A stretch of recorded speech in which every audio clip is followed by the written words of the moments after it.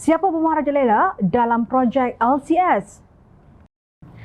Sebuah syarikat pesisir luar pantai telah dinamakan di dalam siasatan dalaman sebagai syarikat yang ditubuhkan untuk memindahkan wang daripada projek LCS ke akaun-akaun di luar negara, kata Timbalan Presiden Keadilan Rafizi Ramli.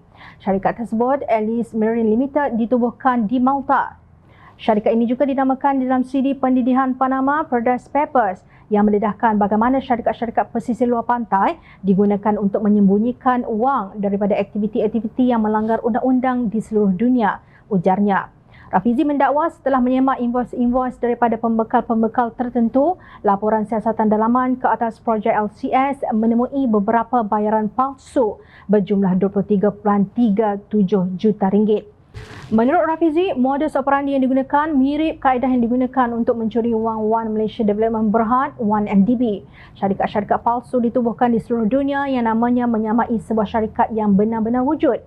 Invoice dihantar dari satu syarikat, sebaliknya arahan bayaran adalah supaya invoice dibayar ke satu akaun yang didaftarkan di bawah syarikat yang namanya hampir sama tetapi syarikat berlainan, dakwanya. Kata Rafizi, Alice Marine Limited dilantik oleh Subcon Project sebagai pembekal alat-alat gantian untuk projek ini atas cadangan DCNS, kontraktor teknikal yang menyediakan reka bentuk dan spesifikasi teknikal kapal kelas Going. Alice Marine Limited menurut Rafizi dicadangkan untuk menjadi pembekal atas alasan ia syarikat pembekal pertahanan dari Perancis Alice Marine France. Pengurusan projek LCS dimaklumkan bahawa Alice Marine France mempunyai lesen ekspor sedunia yang memberi kelebihan kepadanya untuk membekalkan alat-alat ganti pertahanan. Maklumat itu sebenarnya palsu kerana Alice Marine Limited tidak mempunyai sebarang lesen. Sebaliknya hanyalah sebuah syarikat pesisir luar pantai tanpa operasi. Rafizi menegaskan projek LCS menerima invoice yang nampak seperti datang dari Alice Marine France, tetapi bayaran-bayaran sebenarnya dibuat kepada akaun di Singapura yang dimiliki syarikat lain yang menggunakan nama Alice Marine Limited, nama yang hampir sama tetapi berlainan. Penyiasat, kata Rafizi, turut menyimpulkan bahawa DCNS dan sebuah lagi syarikat dari Perancis adalah sebahagian daripada skim yang memindahkan wang daripada projek ini yang melanggar Akta Pengubahan Wang Haram AMLA. Perkara ini disahkan apabila penyiasat membandingkan jumlah yang dibayar oleh projek LCS untuk membeli alat-alat gantian kepada Alice Marine Limited dengan jumlah perolehan yang dilaporkan di dalam penyata kewangan Alice Marine France bagi tempoh 2011 hingga 2015.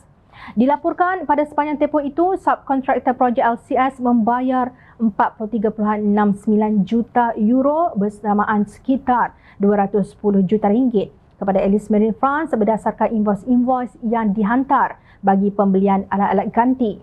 Sebaliknya, kata Rafizi, jumlah perolehan yang dilaporkan di dalam penyata kewangan Alice Marine France kepada pihak berkuasa Perancis hanya 3.53 juta euro bersamaan sekitar 18 juta ringgit.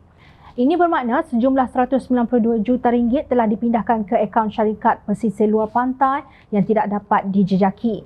Sebab itu saya bertegas bahawa skim mencuri dana rakyat yang sebegini rumit tidak boleh berlaku tanpa dilindungi oleh orang-orang atasan yang lebih berkuasa dari seorang pesara Panglima Tentera Laut yang didakwa baru-baru ini, tegas Rafizi. Jika dakwaan Rafizi ini benar, ia amat menyedihkan. Kapal LCS-1 Maharajalela yang dilancarkan pada 24 Ogos 2017 tidak siap pada jangka masa yang ditetapkan kerana ada pihak yang sedang bermaharajalela mengsonglap dana untuk projek LCS tersebut.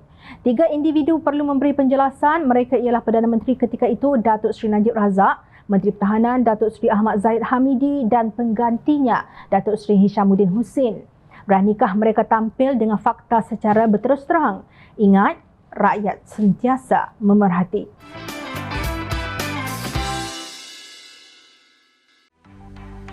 Mencari maklumat dan berita politik yang bebas, kupasan yang tepat, panas. Dapatkannya secara eksklusif hanya di Jom Channel.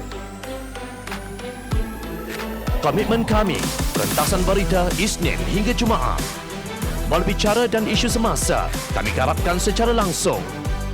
Panel-panel berkaliber dan profesional. Interaktif, pandangan anda kami raikan.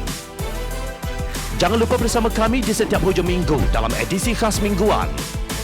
Jom Channel, moving forward, sharing a new experience.